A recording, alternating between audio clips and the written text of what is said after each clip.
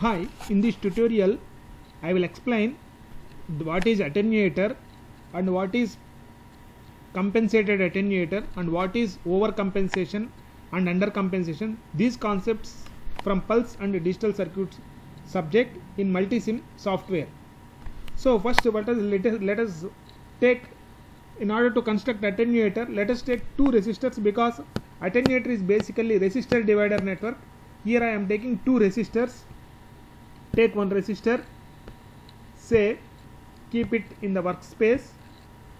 So I am taking it to 1 mega ohm. Double click on this, so change kilo to mega.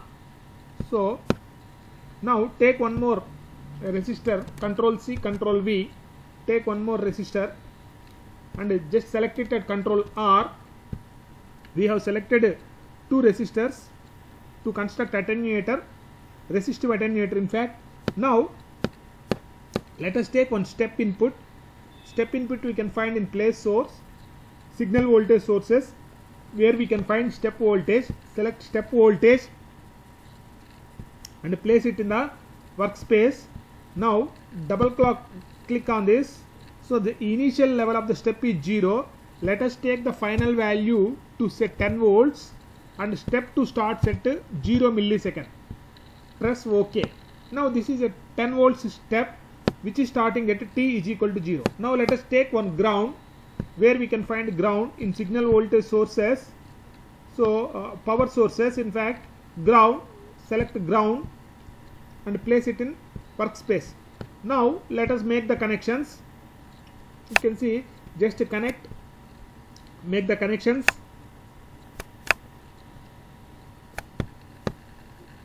Now see, so now the attenuator circuit is finished. Now we want to see the input and output waveforms. For example, for this, to take a oscilloscope, here you can find on the right side oscilloscope. Select oscilloscope and place it in the workspace. Now connect channel A to the input, step input, which is 10 volts. Connect channel A ground to the ground. Connect channel A ground to the ground.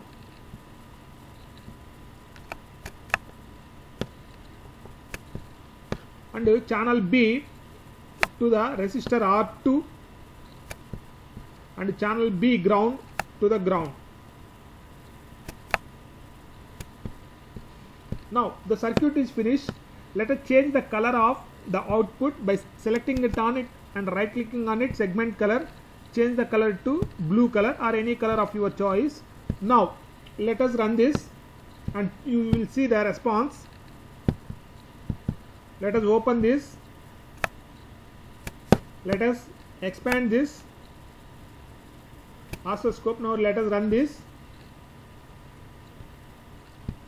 You can clearly see that reverse, press reverse in order to change the background color, in order to clearly see the waveforms. So you can clearly see that the red one is your input. You can see the scale, channel A scale 5 volts, means here two divisions. The step input is 10 volts because it is a resistor divider network. The output of the circuit is 5 volts because we have taken two equal resistors. R2 by R1 plus R2 is the output. 1 by 1 plus 1, 2. So therefore 1 by 1 plus 2 is 1 by 2 into 10. So therefore the output voltage is 5 volts. That's why you can see the 5 volts output here. So that means the resistor divider network which reduces the amplitude of the input signal without distorting its shape. That is the definition of attenuator. Now in practical circuit, what will happen is that there will be always some stray capacitance associated with R2. So this is actually, I am taking one of the problem from the textbook Yoga Narasimham. So this problem is available in exercise. So I want to show the same problem graphs in multisim software. That is what I am trying to do now. So in practical circuits, there is always some stray capacitance associated with R2. So let us take the stray capacitance. So where we can find capacitor here, resistors, capacitors, select capacitor. Say has taken in the textbook 100 picofarads capacitor. So let us select it and rotate it, control R.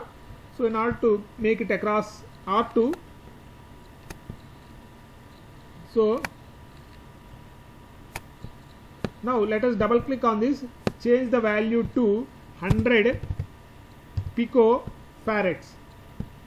Now change this, double click on this, change this label to C1 to say C2.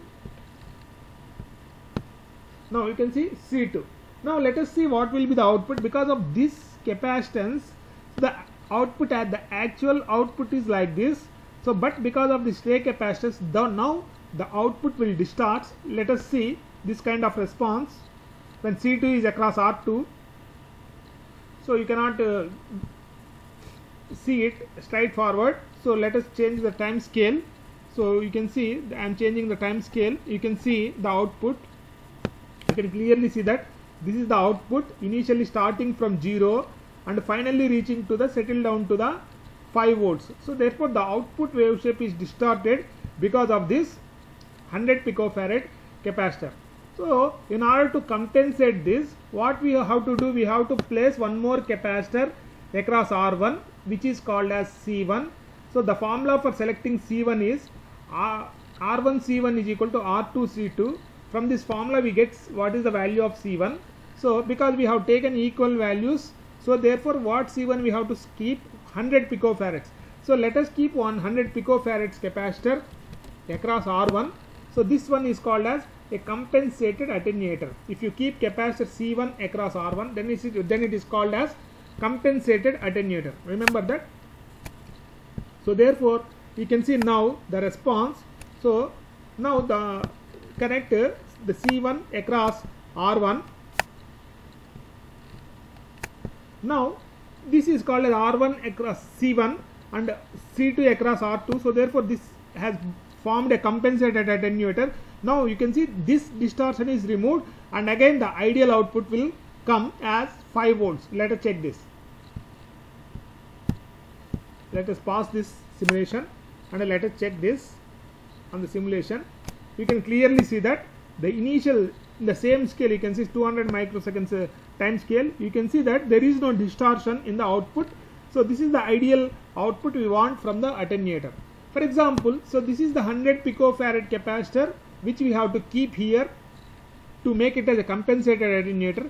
For example, if you keep a capacitor more than 100 and less than 100, what will happen? Let us see.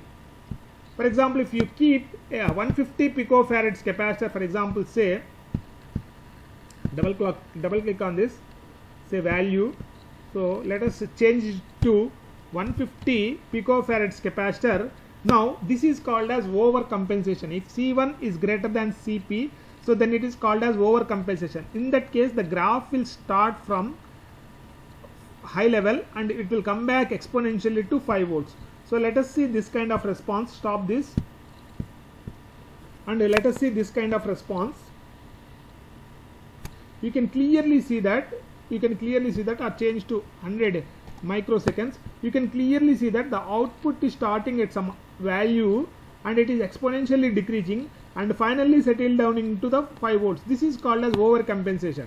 Let us see this value. For example, say you can clearly see that approximately 5.975 in textbooks you get 6 volts approximately. So therefore you can see that this response starts at 6 volts and finally settling down to 5 volts with a time constant of R1 R2 by R1 plus R2 into C1 plus C2. That is the formula. So this kind of output waveform you can see in the textbook. Now let us change this.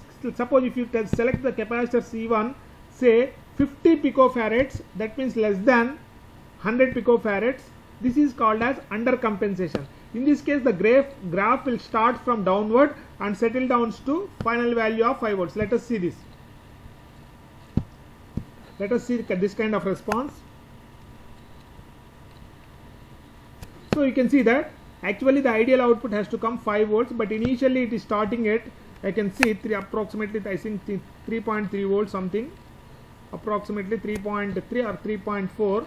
In textbook you can see 3.3 volts. So this is the response starting at 3.3 volts something and it is finally settling down to 5 volts.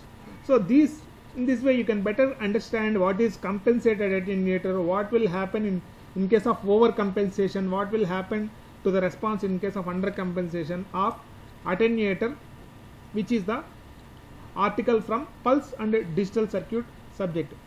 Thank you very much for watching this video.